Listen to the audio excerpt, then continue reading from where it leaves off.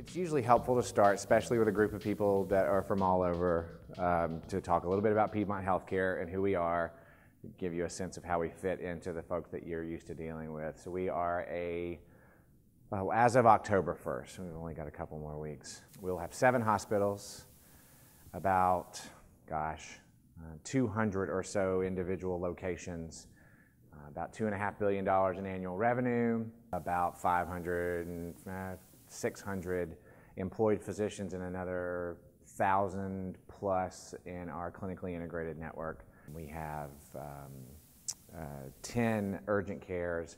We are working on some retail clinics. We do all manner of stuff in Atlanta. And the funny thing is, when you think about scale of the healthcare industry, there are 4 systems in Atlanta that look like us. So $2.5 billion times 4, and that's just the major systems. It boggles the mind every single day to think about. Second question you might be asking yourself is, what in the hell is a chief consumer officer? Because I get that question more than I get who's Piedmont Healthcare. So in our system, it includes marketing and communications. It includes patient experience. It includes government relations, community benefit, and a whole manner of other things. But what it really is, more than anything, is a signal both to our organization and to others in our industry about what Piedmont cares about and puts at the center of its strategy. And that's the customer. And I say customer intentionally, and I get thrown at me all the time by physicians who want to argue about the definition of customer or patient.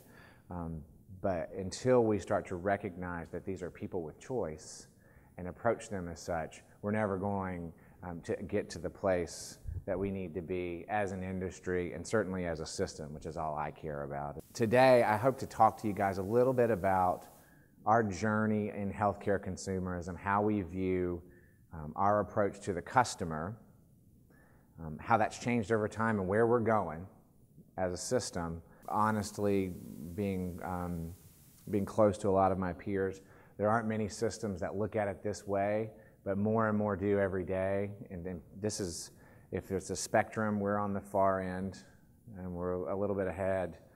There are plenty of people who are lagging behind, but the bulk of people are starting to consider these things, and I'll touch on that in just a second. So everybody that you deal with from a health system perspective is going to get here at some point. So I'm obsessed with Star Wars. I'm just going to put that out there. Ellen and I, Sherry, we all looked at it and they're like, what's the deal with the Star Wars thing? So when we created this presentation, the first time I did it was right around the time that the Star Wars The Force Awakens came out, which was one of the more exciting days of my life.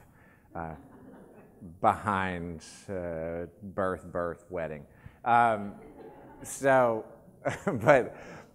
I'll show you a picture in a second of these awesome pool noodle lightsabers that I made for my son's 4th birthday. And so the people who work with me in the marketing group, as we were putting this stuff together, they couldn't resist but to do this. And it was actually a surprise to me the first time I presented it. We like data. I hope you guys like data too, because there's a fair amount of it in here. What do you guys think the number one emotion felt during care consideration is? Just a couple of guesses. So you're a customer and you're thinking about healthcare. You're trying to decide what to do. What's the number one thing you're feeling? Bam! I wish I had a prize. Do I have anything handy? Do you like headphones? Okay, you got something. Yay, winner! It's confusion. There's my favorite picture of confusion in Star Wars, C-3PO. So confusion, this is what many healthcare consumers are going through every day as they're trying to sort through all of the information that is available to them and make a decision about what to do next. And 3 out of 5 are saying that they lack any real familiarity with their options. Information overload. So what do we need to do? And this is a mantra that we have at Piedmont, and I promise you, I'm going to talk about Piedmont as if it's some shining building on a hill over here, and everybody should come and visit us. We're trying, right? We're not the best. We haven't solved all the riddles, but we've committed ourselves to trying to fix it. And I think that alone is notable, even if we haven't gotten there yet. And so what do we need to do? We've got to make the complex easy. What every consumer business that is truly customer-centric and successful is good at doing is making the hard stuff look easy or feel easy to the consumer. So as Yoda would say, simplify we must. I would do a Yoda impression if I had a couple of drinks in me, but I don't. And I'm sorry I won't be here tonight because I'll be at a Kanye West show in Atlanta. But what they are, more than anything, are businesses that have changed the way they've operated and started to understand that experience enabled by technology is something that every consumer is starting to expect. And that we in healthcare have got to figure out how to provide that same degree of simplicity. So Great Clips, obviously not a customer. However, I've heard that you can check in online if you want to. But think about it, I always think about this in the urgent care context. There is absolutely zero reason why you shouldn't be able to have a map like this. It's got all of the Piedmont healthcare urgent cares, right? And with a little number that tells you how long the wait is, and a little button that says, save my spot. I have this argument with our urgent care people all the time because they don't want to turn that on. This functionality exists. I just want to turn it on. Oh, how do we operationalize it? If you cared what the customer thought, you wouldn't ask, how do we operationalize it? You would just do it. You'd figure it out. And that's an important tenet of where we're going is customer centricity and asking yourself every time, what does the customer want from us? Not what do we want from them. Every health system you know was built by doctors and administrators that built what was best for them. That's why all of your doctor's offices are on this crazy campus. It's crammed in the middle of the city. It's insane. It's like if Target went to Atlanta and said, we're going to build 5 stores. That's it. They're going to be huge. There'll be 5 million square foot stores, and that's where you have to go. And 100,000 people a day would go to this one place. It's crazy. And so building our system around what a customer wants is one of the core guiding principles that we're using from now on. Our CMO, the other CMO, my apologies, the Chief Medical Officer at Piedmont Healthcare, the second most important CMO in our system, makes an example all the time. He's got now, at this point, he's got 3 college-age children, or maybe some of them have just graduated. But 5 years ago, when I first got to Piedmont, he said, my kids have never stepped foot in a bank. They don't even know why those buildings exist. Because of this. I mean, think about the last time you went into a bank. I'm having a hard time remembering the last time I went into a bank. This is the only way that I interact with my bank at this point, which makes them happy, saves them money, they get richer, makes me happy. I get to go wherever I'm going. I can do it on the fly. I could do it in Philadelphia. My bank is in Atlanta. It doesn't matter. Everything works. So what's the analog in healthcare? Is it virtual visits, which is something that we do, where you can talk to a doctor anytime you want, wherever you are? There are lots of different opportunities for us to do something like this. The primary care physician, over time, the majority of your interaction should be electronic. Our CFO came to us from Kaiser, where he was their second in command in their finance group. And he said they're almost up to the point where 50% of their patient interactions is email. We got to get there. Zipcar.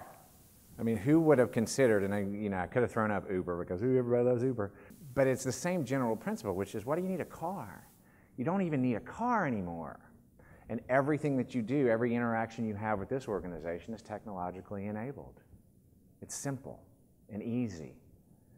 The process of creating this organization, to outfitting their cars, to all of the things, to the sort of deep technology that is required in order to provide this level of service is not simple, it's highly complex. But do you know about it? No. At all. And then finally, my number one example. So I live in Grant Park, which is a very old residential neighborhood just south of downtown Atlanta. It is a wildly liberal and hipster-ish neighborhood. We probably have 12 coffee shops that serve better coffee than Starbucks.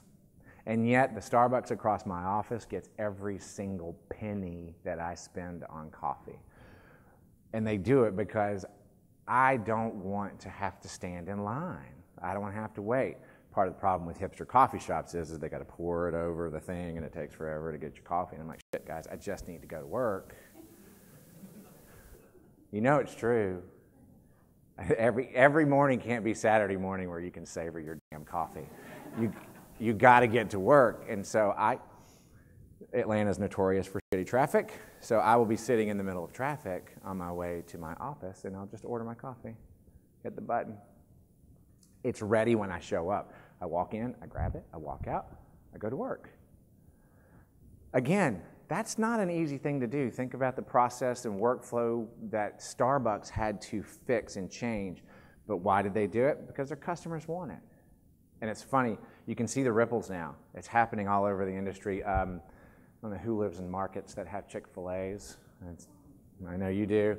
So Atlanta is the home of Chick-fil-A, and while they do have their issues, which we won't need to go into right now, one thing they're very, very good at is making decisions about pretty much everything, experience particularly, around what they want the customer to feel, what they want that experience to feel like. But Chick-fil-A has copied this. So you download their app, you can do mobile ordering, you walk in, grab your bag, leave.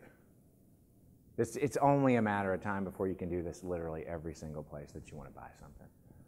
And I'm sure you can do it at most. You can do it with your grocery stores now. If you have Instacart, it can come to you or you can go get it. It's just a matter of time. The hard part for healthcare in particular is that consumers, they actually expect this from us. They have a higher set of expectations. They think we should consistently meet or exceed their expectations as a customer, more than practically any other industry.